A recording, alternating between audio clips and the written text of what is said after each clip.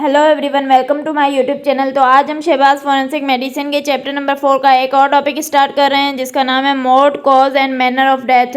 तो इस टॉपिक में हम मोड ऑफ डेथ को पढ़ेंगे, कॉज ऑफ डेथ को पढ़ेंगे, मैनर ऑफ डेथ को पढ़ेंगे। तो स्टार्ट करते हैं इस टॉपिक को।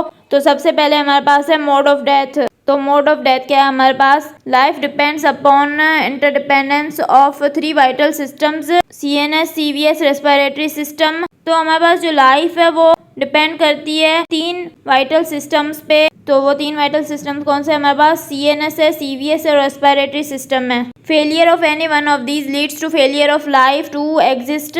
अगर इन तीनों सिस्टम में से कोई भी एक सिस्टम फेल हो जाए तो मतलब बंदे की डेथ हो जाती है। System which fails is called the mode of death.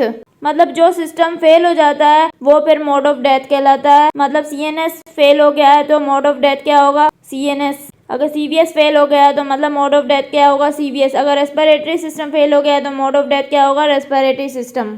Example, a person dies of ischaemic heart disease, extensive myocardial infarction, mode of death in this example है CVS। मतलब एक बंदा है जो इस्कीमिक हार्ट डिजीज की वजह से मर जाता है, मतलब उसको एक्सटेंसिव मायोकार्डियल इन्फार्क्शन हो जाता है, तो उसमें मोड ऑफ डेथ क्या होगा हमारे पास? CVS। इसके बाद हमारे पास है cause of death. Cause of death क्या है? It is defined as any disruption in structure और function of normal body systems leading to any one of the mode of death. Example, trauma, infection, tumours, metabolic disorders etcetera. तो cause of death क्या है हमारे पास?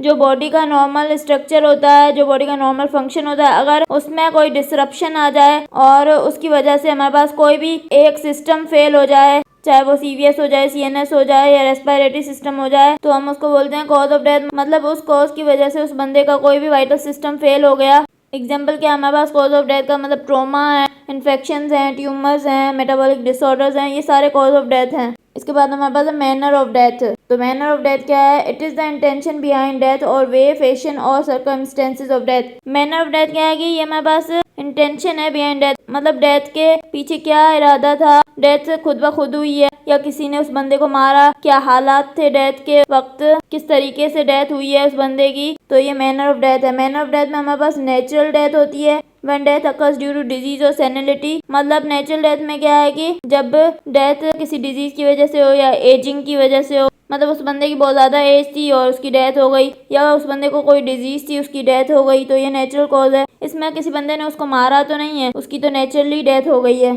Unnatural death मतलब उसकी death naturally नहीं हुई, मतलब डिजीज या एजिंग की वजह से नहीं हुई, मतलब कोई और तरीका है डेथ का। व्हेन कॉजेज आर, जब कॉजेज कौन से हों? एक्सीडेंट, मतलब एक्सीडेंटली उस बंदे की डेथ हो गई। नंबर 2 पे है होमिसाइड, मतलब किसी बंदे ने उसको मारा है, उसकी डेथ किसी के मारने की वजह से हुई है। और तीसरा है सुसाइड, मतलब उस बंदे ने खुदकुशी की है, खुद ने खुद की जान ले ली है, तो ये भी हमारे पास अननेचुरल डेथ है। आई होप आपको समझ में आ गया होगा। अगर आपको मेरा लेक्चर पसंद आया तो प्लीज़ मेरे चैनल को सब्सक्राइब करें, लाइक करें और बेल आइकन को प्रेस करें। Thank you.